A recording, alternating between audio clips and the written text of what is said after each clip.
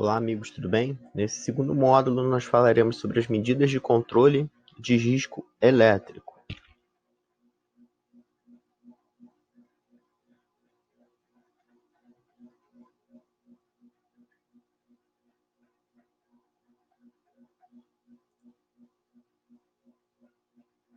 Bom, sobre a desenergização, né? O que seria isso?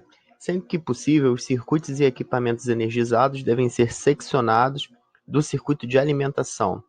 Um circuito é considerado desenergizado nas seguintes situações. Então, antes da gente ver essa situação, quando a gente fala sobre seccionamento, nós vamos ter uma chave que vai isolar o circuito da energia elétrica, tá ok? Então, com relação ao seccionamento, em que as chaves seccionadoras, nós podemos acompanhar aqui pelo desenho, né, pela figura abaixo do nosso slide, disjuntores, que está à nossa direita, e outros dispositivos são acionados para a desenergização dos circuitos, né? Logicamente que para quem ainda não teve a oportunidade de estar em uma subestação ou trabalhar em locais de média a alta tensão, não tenham visto esse tipo de disjuntor que a gente pode acompanhar na figura à direita, tá? E aí o que vai acontecer? Os procedimentos de seccionamento, eles visam, na verdade, cortar a energia como um todo. Só que os protocolos de abertura e fechamento desse tipo de chave, eles têm que ser respeitados à risca, porque vai existir o problema do chamado arco elétrico, a gente ainda vai debater isso um pouco mais à frente, onde o arco elétrico, tanto no processo de abertura ou fechamento dessas chaves, pode vir a causar um acidente elétrico, tá certo? Levando aí a lesões como queimaduras, entre outras, tá ok? Esses disjuntores que a gente trabalha nesses níveis de tensão, né, tensões mais altas, eles vão possuir internamente gás, óleo, algum tipo de elemento com o intuito também de conseguir extinguir o arco elétrico, tá ok? Bom, impedimento de reenergização, né? Em que através de bloqueios mecânicos, cadeados e ou outros equipamentos são garantidos a impossibilidade da reenergização dos circuitos, o que fica facultado apenas ao responsável pelo bloqueio. Então, o que acontece? Por medidas de segurança, depois que você faz ali o seccionamento do circuito, você na verdade isola esse circuito, você tem que garantir, né, que ninguém vá vir a energizar o circuito de forma acidental. O que a gente às vezes, né, via em relação a acidentes é um técnico indo lá, desligando o circuito, aí ia mexer numa máquina, ia fazer algum tipo de procedimento de manutenção, e um segundo técnico, né, desavisado, ia lá e energizava o circuito, gerando ali um acidente, né? Então, na verdade, essa é a ideia de impedimento, né? É você criar um bloqueio para evitar que uma falha de comunicação leve, né, a um acidente elétrico, ok? Constatação da ausência de tensão, em que através de dispositivos de detecção de tensão é garantida a desenergização dos circuitos. Então, na verdade, nesse tópico que a gente fala sobre constatação da ausência de tensão, é um protocolo de medição para que antes que o técnico ou alguém da manutenção possa vir a intervir no circuito, ele tenha certeza de que o mesmo está desenergizado. Na figura abaixo, a gente vê essa espécie de vareta, que é um detector de tensão, né? Na ponta dele, ele consegue fazer essa medição.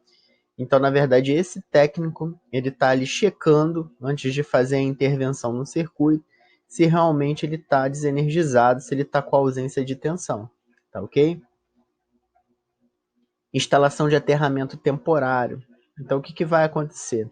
Nós já tínhamos falado, né, sobre a questão do aterramento. O aterramento ele é, na verdade, um caminho alternativo para a corrente elétrica poder escoar, evitando ali um choque elétrico. Então, entre a corrente passar pelo usuário, pela pessoa que está em contato pelo circuito, ela vai pelo caminho alternativo que seria o aterramento, né?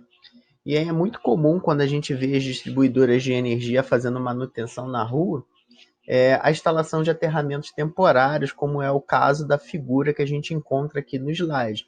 vocês podem perceber que é conectado um dispositivo em cada fio, né?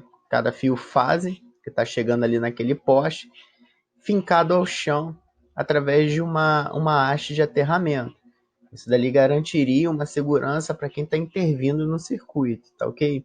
Reparem que a colocação desses ganchos ocorre através do load buster, né, que é essa espécie de vara, uma vara isolante, para que também, né, o técnico não tenha contato, ou o eletricista não tenha contato diretamente com os cabos que são energizados, tá ok? E aí, vamos lá. Pela definição que está sendo dada aqui para a gente, em que é equipotencialização de condutores trifásicos, curto-circuitados na mesma ligação de aterramento temporário, garanta a proteção completa do trabalhador em situações de energização dos circuitos já seccionados, provocados por indução, contatos acidentais com outros condutores energizados, entre outros. Quando a gente fala essa questão de equipotencialização, é quando a gente tem um potencial elétrico igual, tá? E aí o que acontece? A tensão elétrica, que é o que vai provocar a corrente, que na verdade é o que vai provocar o choque dentro do nosso corpo, né? Em uma situação de acidente, se ela tiver o mesmo potencial elétrico entre as fases, você não vai ter corrente elétrica, tá ok? Você só tem corrente elétrica se você tiver uma diferença de potencial. Então, nesse caso, a equipotencialização, ela vai equiparar os potenciais elétricos, né, para que não haja chance de produção de corrente elétrica, tá ok? Proteção dos elementos energizados existentes na zona controlada. Então, quando a gente falar de zona controlada, a gente vai ter ali um raio, né, de uma área onde nós vamos proteger, que nós vamos isolar, para que não tenha nenhum tipo de risco, tá ok? Então, vamos nessa, né? Pela definição, em que significa a colocação de barreiras, obstáculos que visem a proteger o trabalhador contra contatos acidentais com outros circuitos energizados presentes na zona controlada. Então, na verdade, a gente vai ver fitas, cones, placas indicativas, isso tudo visando alertar terceiros, né? Pessoas que podem estar passando ali por aquele ponto onde está ocorrendo uma manutenção ou ocorrendo qualquer tipo de outro procedimento, tá ok? E também para alertar as próprias pessoas que estão envolvidas com aquele trabalho naquele momento, né? A gente tem que ter uma ideia de que a proteção ela tem que ser global. Ela visa tanto para quem está intervindo, como possíveis outras pessoas que possam, né, durante ali aquele processo, vir a ter algum tipo de contato. A instalação da sinalização de impedimento de energização, nós podemos ver algumas etiquetas, tá, que podem ser adicionadas para aumentar essa questão da visualização, né, para chamar a atenção tanto do usuário quanto de quem está fazendo ali a manutenção ou pessoas que possam vir a passar durante o procedimento, tá certo? Pela nossa definição, em que são colocadas etiquetas ou placas contendo avisos de proibição de religamento, tá certo? Vocês reparem que essas etiquetas, elas têm assinatura, têm data, né? Algumas podem vir com a identificação do próprio trabalhador que está ali naquele momento. Então não são etiquetas totalmente simples, né? Elas são etiquetas que contêm informações importantes para alertar que ali está ocorrendo algum tipo de procedimento ou de manutenção, tá? Com relação à reenergização, isso aqui é importante a gente falar. A gente às vezes pensa que é só na hora de desligar, mas na hora de religar também tem que ter todos os protocolos de segurança, tá? Retirada de todas as ferramentas, utensílios e equipamentos. Isso daqui é para garantir que nada vai ficar para trás ou que vai ficar no meio do caminho na hora de você ter que fazer alguma tomada de atitude por segurança, tá certo? Retirada da zona controlada de todos os trabalhadores não envolvidos no processo de reenergização. Então, por questões de segurança, você vai religar o circuito, afasta todo mundo que não tem importância naquele momento, né, ou que não participa do protocolo, do procedimento de manutenção, e só deixa ali quem realmente vai intervir ou que pode auxiliar em uma futura intervenção, tá certo? Remoção do aterramento temporário, da equipotencialização e das proteções adicionais. Então, remove-se toda a parte de proteção com relação ao aterramento. Remoção da silanização de impedimento de energização, né? E o destravamento se houver e religação dos dispositivos de seccionamento. Aqui a gente ainda abre o parêntese, né, que quando a gente falar de religar dispositivos de seccionamento, a gente precisa, né, ter todos os protocolos de ligar, como, por exemplo, manter as cargas desligadas, para só depois você ligar a carga depois que você fizer o acionamento da chave, entre outras que nós iremos ver aqui, tá certo? Sobre o aterramento, eu já tinha avisado para vocês que a gente iria dar um foco um pouco mais à frente, tá certo? Então vamos ver aqui, ó. O aterramento elétrico tem por objetivo direcionar possíveis correntes de fuga para a terra, protegendo as pessoas e os equipamentos. Então é bem simples a função do aterramento. Ao invés da corrente elétrica optar por passar pelo corpo de alguém e gerar um choque em uma pessoa, ela vai encontrar um caminho alternativo que seria o aterramento.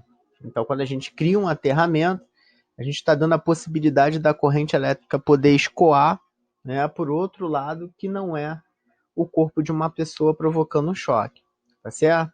E aí a gente dá aqui uma descrição do funcionamento, que fornece um caminho paralelo para a Terra de menor resistência. Então, caminho paralelo são caminhos simultâneos. Então, existe a pessoa e o equipamento, né, em paralelo com o aterramento. A corrente vai escolher entre eles. Logicamente que como o aterramento ele tem uma resistência menor, a corrente elétrica decide escoar por ele.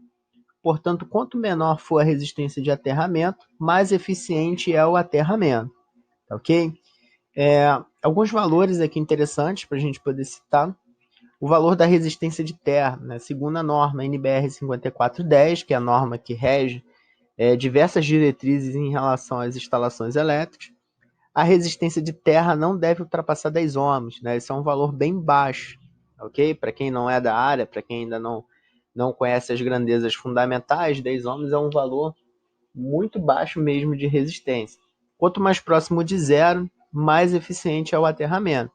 O ideal é que esse aterramento ele realmente batesse em zero, mas isso é uma situação utópica, né? A gente não vai conseguir na prática zerar o valor de resistência do aterramento, mas a gente consegue sim, dependendo da configuração que a gente vai fazer esse aterramento, reduzir e chegar próximo a zero, tá certo?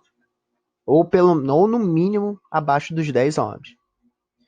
Tipos de aterramento em relação à sua função. Então a gente vai agora categorizar os tipos de aterramento. O aterramento de proteção, que é o aterramento PE, é aquele que é destinado à proteção contra choque elétrico, né? O aterramento funcional é aquele que não se destina à proteção contra choque elétrico. Então vamos abrir aqui uma observação. Em um equipamento pode ser utilizado os dois tipos de aterramento. Eu posso ter o PE para conseguir proteger o usuário sobre algum tipo de choque ocasionado por contato com massa, contato com uma estrutura metalizada, e posso também fazer o aterramento para o equipamento, tá ok? Então, na verdade, eu posso fazer os dois, eu posso garantir tanto que meu equipamento quanto meu usuário fiquem protegidos contra fugas de corrente, tá certo? Bom, aqui a gente tem um diagrama elétrico para a gente poder ilustrar um pouco melhor aí o que nós estamos falando, né? Nós encontramos aí as três fases. Nós temos o equipamento, aqui na verdade simbolizado como massa, como essa carcaça metálica, tá ok? E aí a gente vai ter o nosso sistema de aterramento conectado, né, dentro da massa, tá certo? Reparem aqui que a conexão do aterramento é junto com o condutor neutro, tá ok?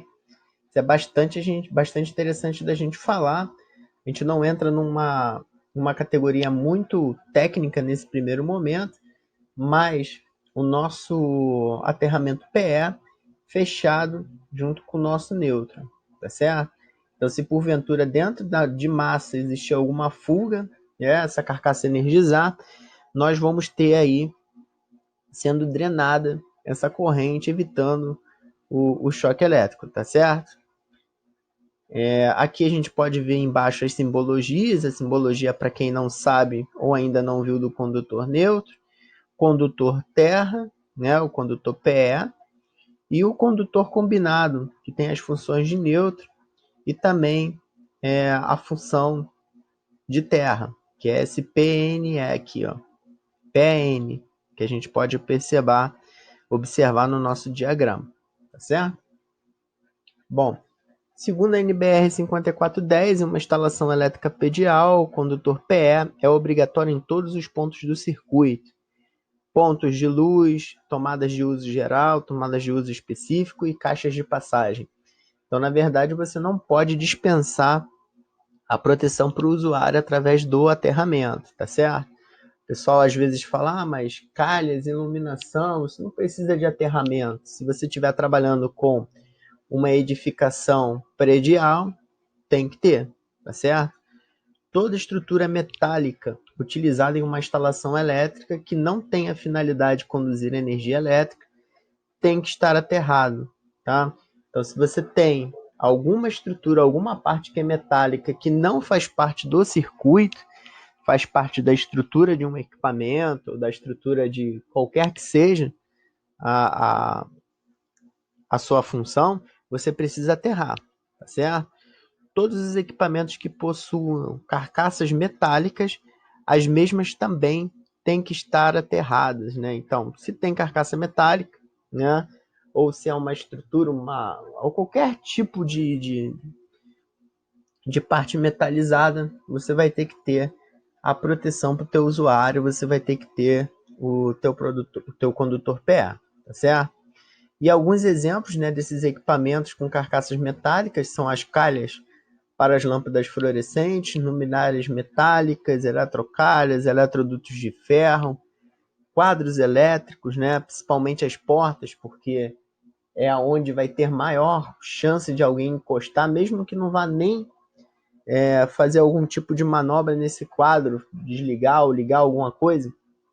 Às vezes, simplesmente a pessoa se apoia na lateral do quadro e pode vir a tomar um choque elétrico ali de forma acidental, ok? O aterramento temporário, que a gente já viu no início no nosso slide, né?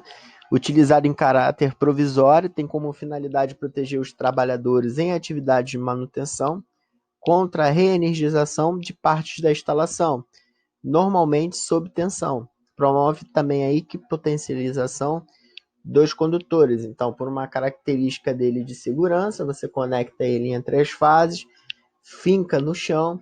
Se porventura, acidentalmente, houver uma reenergização, esse aterramento vai fazer o dreno dessa energia, evitando ali um choque elétrico em cima do usuário não, nesse caso, em cima do técnico ou do eletricista que vai estar trabalhando, fazendo ali algum tipo de manutenção.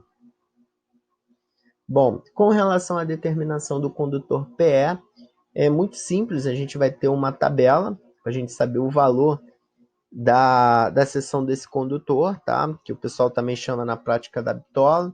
Então, se a área, que é o S, né, que a gente pode perceber na nossa tabela, do nosso condutor fase, for menor ou igual a 16 milímetros, você vai ter a mesma bitola para o condutor terra.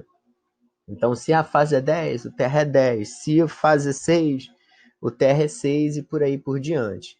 Se a bitola do meu condutor fase estiver entre 16 e 35, você vai botar essa bitola como sendo 16 milímetros para o condutor terra. Agora, se a bitola for acima de 35, você sempre vai tentar botar a metade para a bitola do terra. Então, o que acontece? Se a gente fosse fazer uma conta aqui simples, né?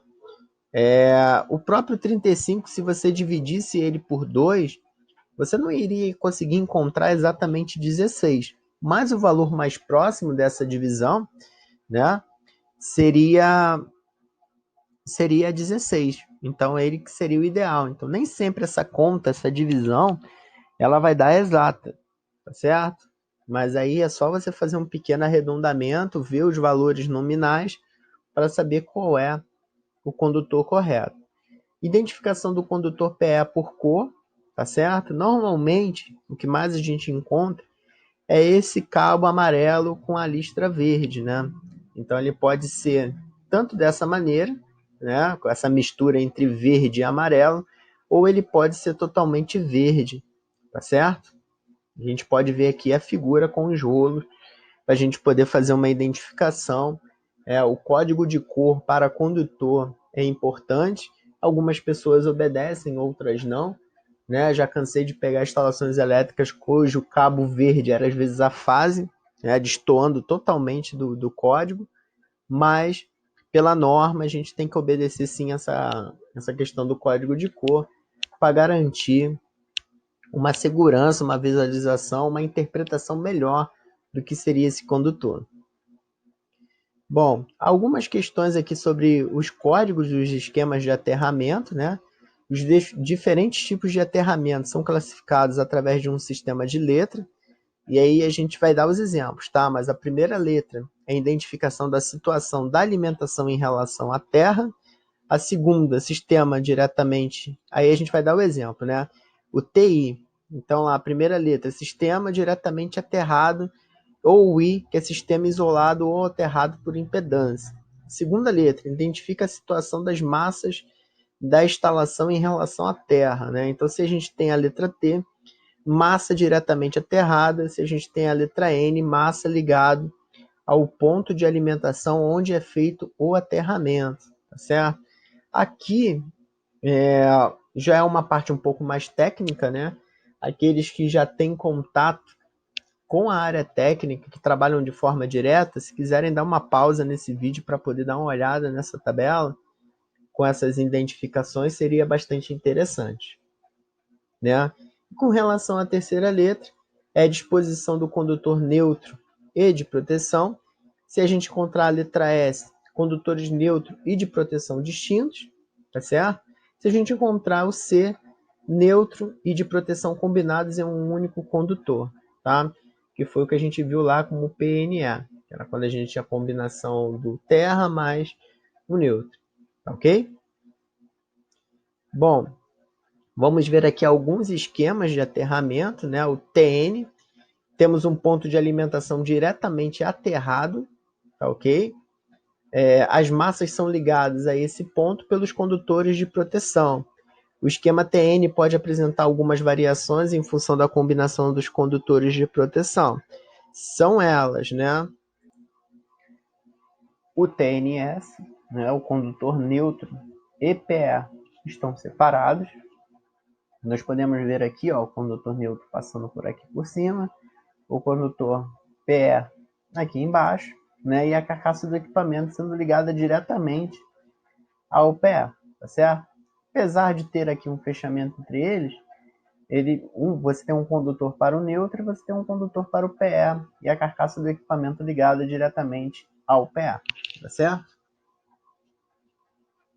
O TNC, o condutor neutro e PE estão combinados em um único condutor, né? O PEN.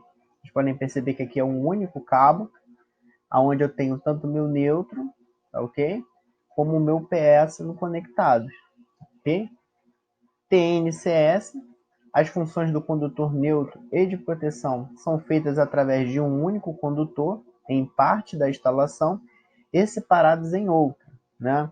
Então a gente pode perceber aqui, ó, que eu tenho a carcaça do meu equipamento ligado no meu PE e ele sendo combinado com o meu neutro aqui nesse ponto, tá ok?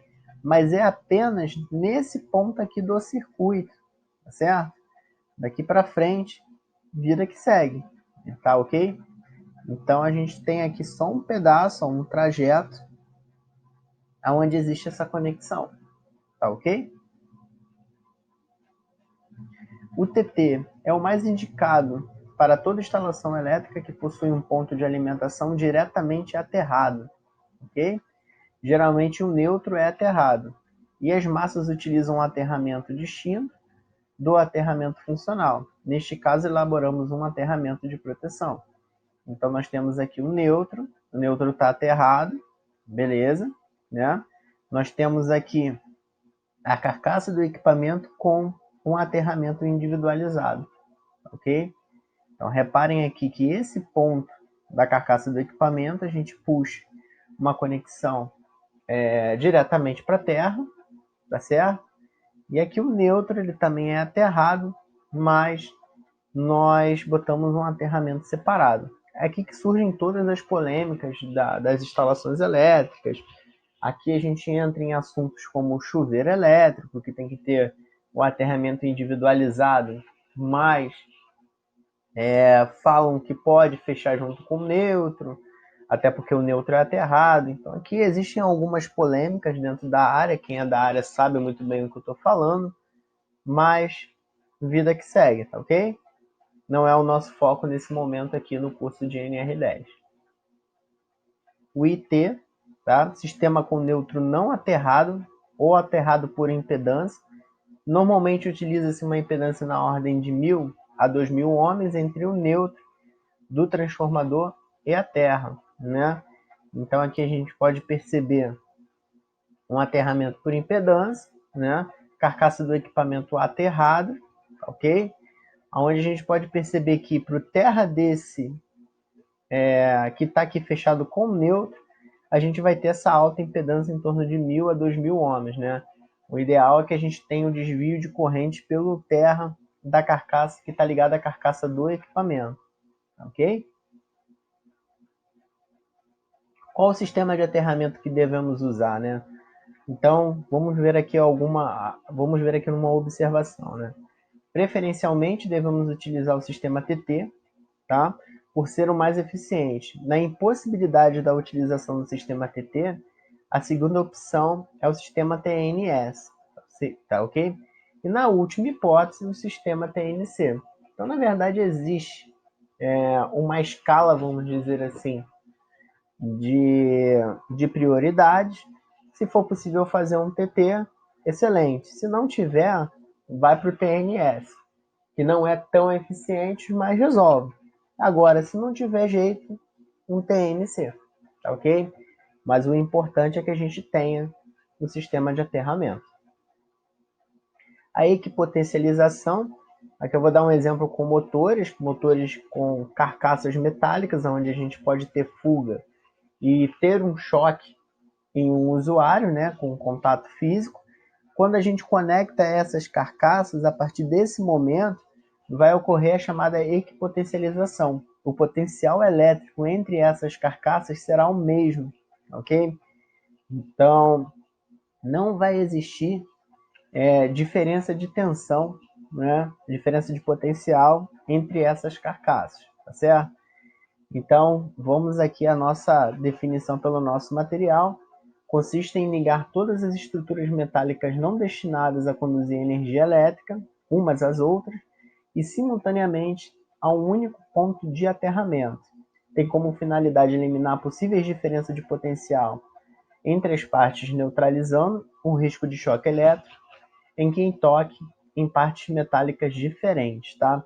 Então, se, por exemplo, o potencial da carcaça do motor A for diferente da carcaça do motor B, se você encostar entre eles, né, se você tiver o contato físico entre o motor A e o motor B, como existe a diferença de potencial, você fica exposto a um possível choque elétrico, tá ok? Que aí, logicamente, vai depender de todas as características que nós falamos, né, anteriormente, já durante o nosso curso, e podem ou não fazer com que você leve esse choque. Vai depender da diferença desse potencial entre as carcaças, as condições físicas naquele momento, entre outras circunstâncias, né? Se vai existir uma ausência ou não de um equipamento de proteção, mas você fica exposto ao risco se for, né, analisar essa questão de existir os potenciais diferentes entre as carcaças. Bom, seccionamento automático da alimentação. Então, inicialmente a gente vai falar aqui sobre o DR, tá ok? O DR, na verdade, ele é um disjuntor que vai fazer essa prevenção, né, essa proteção não só para o equipamento, mas também para o usuário. Ele vai fazer um monitoramento da corrente de neutro, né? Esse é o primeiro disjuntor onde, além das fases, você também vai ter uma conexão para o neutro, ok? E aí, se ele identificar que houve um desvio de corrente, né, ali em torno de uns 30 miliamperes, ele já identifica que pode ser um possível choque elétrico, uma possível fuga de corrente, e desarma o circuito protegendo o usuário, tá certo?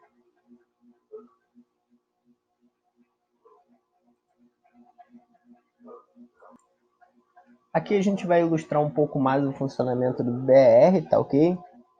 Existe aqui em cima uma explicação bem mais técnica sobre o funcionamento dele, né, que fala sobre a questão da soma das correntes vetoriais dentro do circuito.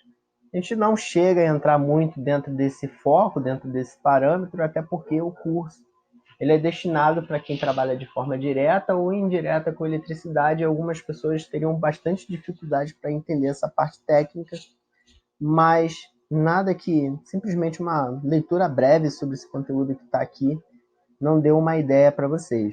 Nós vamos focar aqui no esquemático, que vai ficar um pouquinho mais lúdico da gente conseguir absorver o conhecimento. Então, aqui no caso, a gente tem uma máquina de lavar, que ela está sendo energizada pela fase T e pelo condutor neutro, ok? E aqui a gente tem pela fase T saindo 3 amperes, que teoricamente teriam que regressar aqui pelo neutro. Mas houve um desvio de corrente. Ó. A pessoa aqui está tomando um choque. Provavelmente algum fio desencapou, né? Ou por se tratar também da localização dessa máquina em uma área molhada, isso pode ter gerado algum tipo de fuga para a carcaça. Então, na verdade, esse disjuntor conseguiria identificar essa fuga, né? E automaticamente iria desarmar o circuito para fazer a proteção do usuário, ok? Aqui a gente pode ver uma descrição melhor sobre como é o DR, as entradas de fase, saída, entradas de neutro. Lembrando que a entrada e a saída de fase, tá? Não existe um padrão de ter que entrar com as fases por cima e sair por baixo. Isso daqui também pode ser invertido, tá? As localizações da corrente máxima, nesse exemplo aqui é um DR de 40 amperes, né, cuja sensibilidade é 30 miliamperes. Então, chegou num desvio de 30 miliamperes, ele automaticamente vai desarmar. Né? Existe um botão de teste para você ver o funcionamento dele, a alavanca de manobra, né, para você armar e desarmar esse disjuntor. A corrente nominal do IDR não deve ser a mesma do disjuntor convencional, tá certo? E aí a gente entra dentro de alguns parâmetros, né? O DR, na verdade, ele é um assunto bastante extenso para a gente dialogar aqui nesse primeiro momento. Nós precisamos ter a ideia de que o DR ele foi feito para equipamentos específicos, né? Então eu sempre digo que utilize o DR quando realmente precisa se utilizar, né? Você ligar o DR, por exemplo, para uma máquina indutiva, uma carga indutiva, a chance de desarme dele é alta. E às vezes isso não significa que foi porque a corrente desviou para dar um choque elétrico em alguém. Né? Equipamentos que trabalham com magnetismo, realmente às vezes eles possuem essas perdas por fenômenos internos, como corrente de Foucault, entre outros, tá? Mas a gente também não foca aqui. Os que quiserem se especializar um pouco mais sobre essa parte, nós temos aqui na plataforma o curso de projetos elétricos, onde a gente entra mais a fundo nessas especificações de disjuntores e acabamos falando bastante sobre o DR, tá ok? A corrente nominal do DR indicada no dispositivo não significa que o mesmo vai desarmar quando a corrente do circuito exceder esse valor. Indica apenas que acima deste valor, a corrente do DR pode sofrer avarias em seus contatos internos, né? Então a gente tem aqui, ó, uma sensibilidade de 30 miliamperes, que seria a proteção para as pessoas, 100, 300, 500 e 1000 miliamperes, né? Seria o equivalente a 0,1, 0,3, 0,5 ou 1 ampere, máquinas e equipamentos. Tempo para interrupção, né? Algo em torno de 30 milissegundos, né? Então você teria ali um desarme muito rápido justamente para conseguir proteger as pessoas, tá ok? O foco, na verdade, do DR é na proteção do usuário contra o choque elétrico.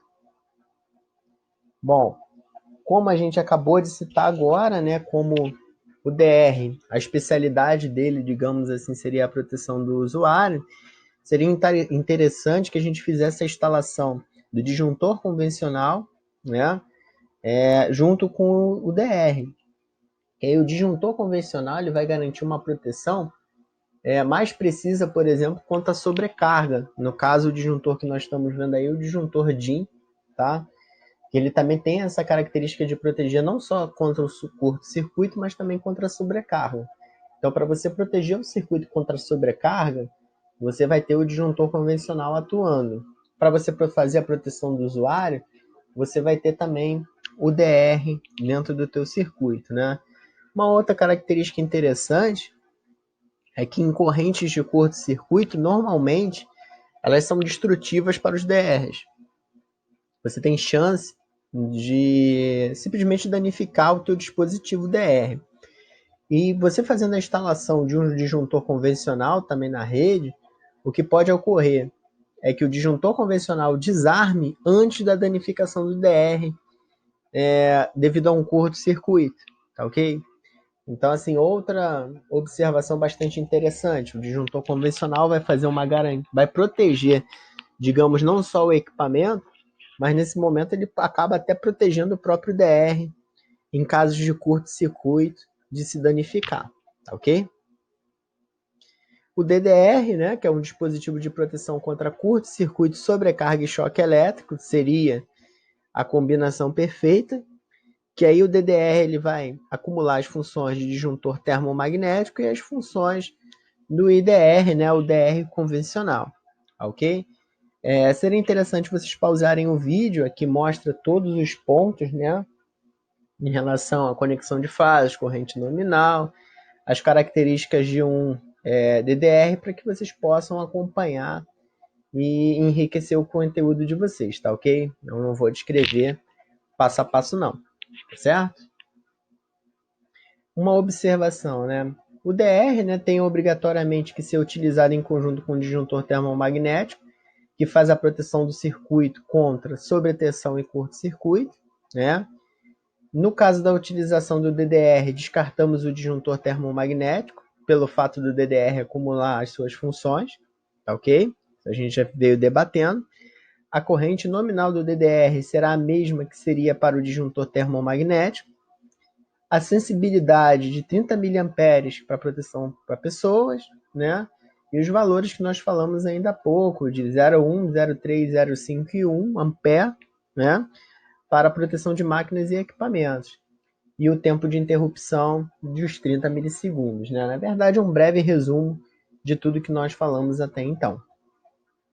O arco voltaico. O arco voltaico é um dos problemas mais comuns da gente constatar em acidentes elétricos, né? O que acontece?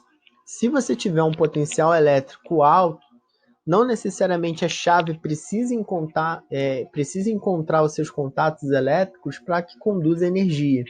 A gente pode ter, digamos assim, né, um pulo, uma fuga da corrente elétrica devido ao estímulo da tensão.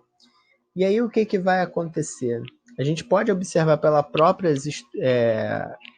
próprias figuras que ilustram esse slide, né, a intensidade de um arco voltaico. E aí esse arco voltaico pode gerar queimaduras, entre outras situações, né, provocando lesões graves em si, tá certo? Então aqui, ó, vamos dar uma definição, ó, passagem de corrente elétrica pelo ar, não precisa ser pelos contatos, ela pode fazer essa ponte, ou por outro meio isolante, como o óleo, dentro desse exemplo.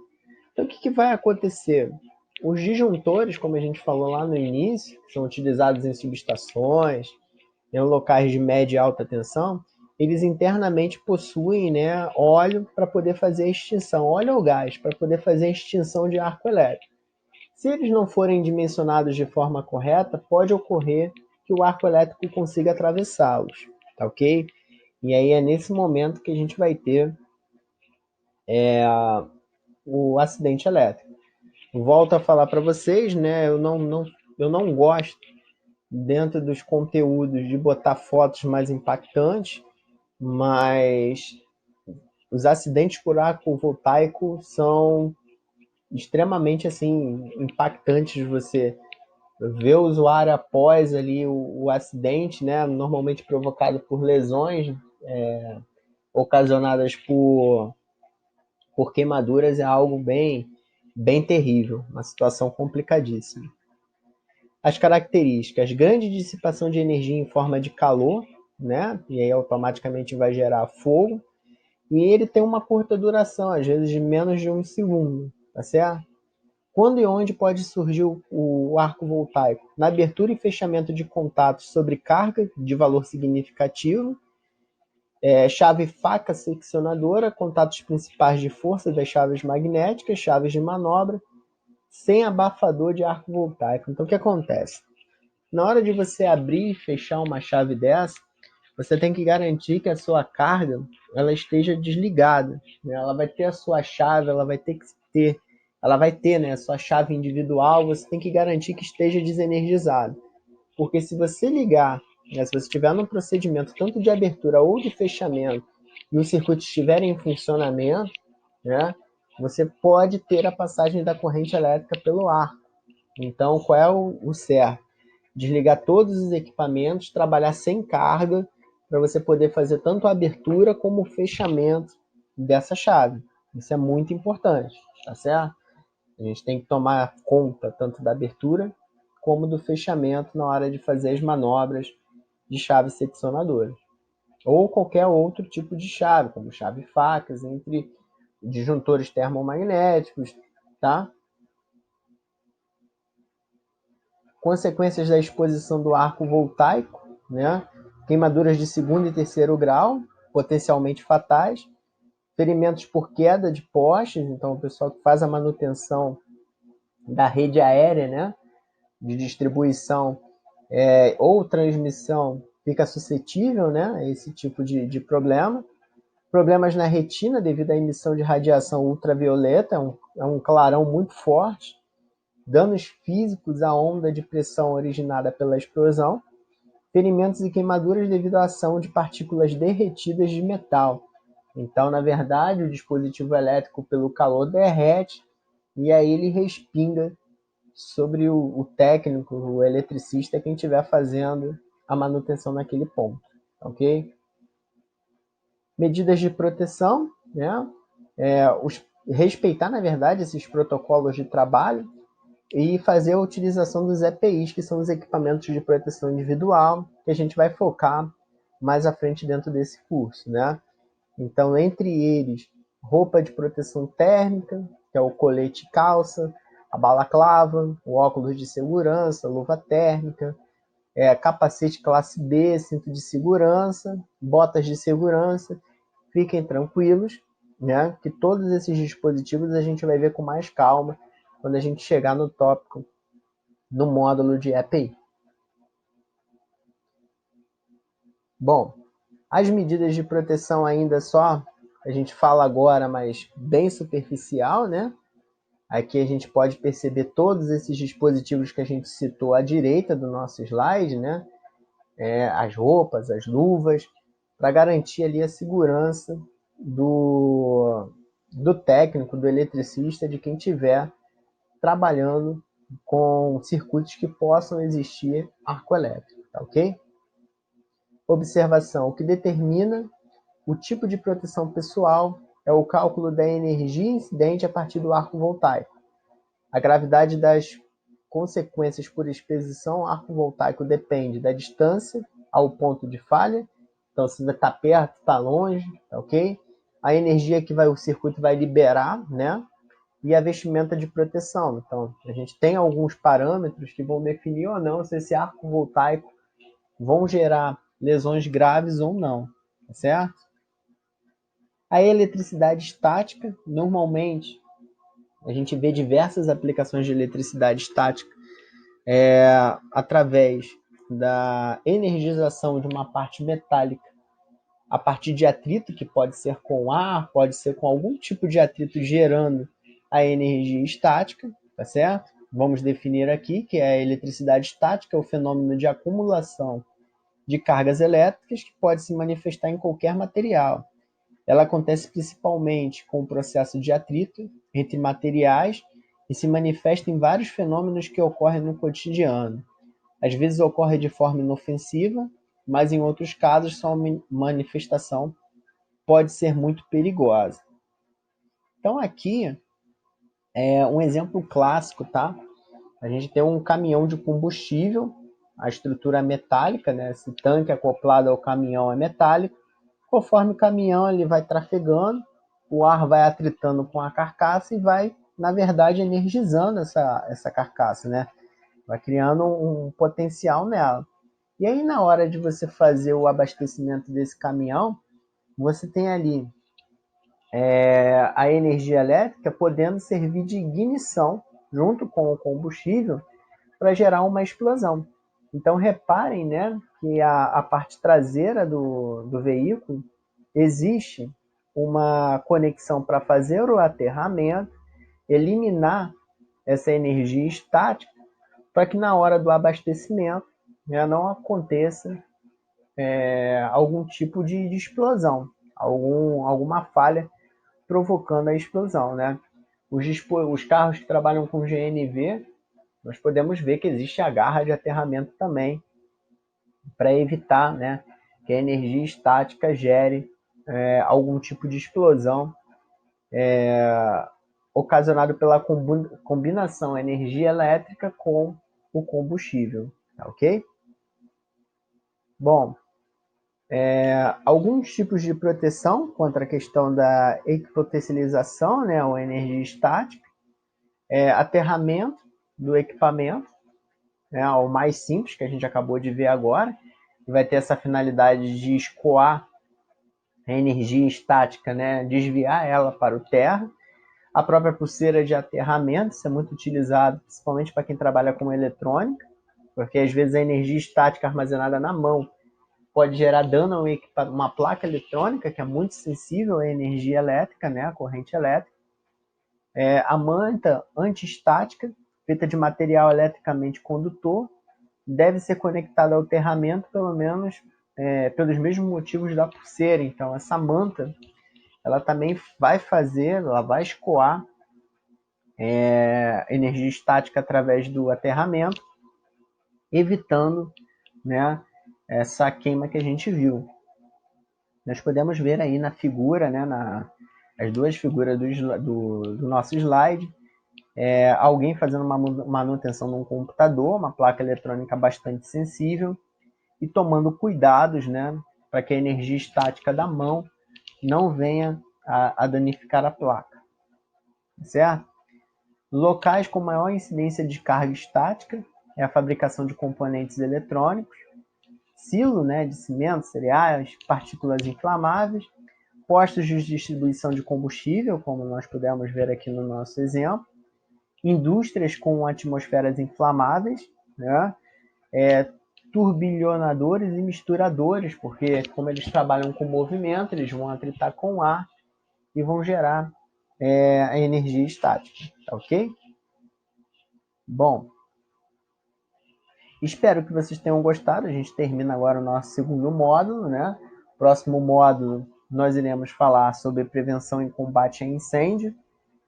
Lembrando que vocês podem ficar à vontade para usar o nosso canal de WhatsApp para tirar dúvidas durante o aprendizado de vocês. Espero que todos tenham gostado e até a nossa próxima aula. Um abraço.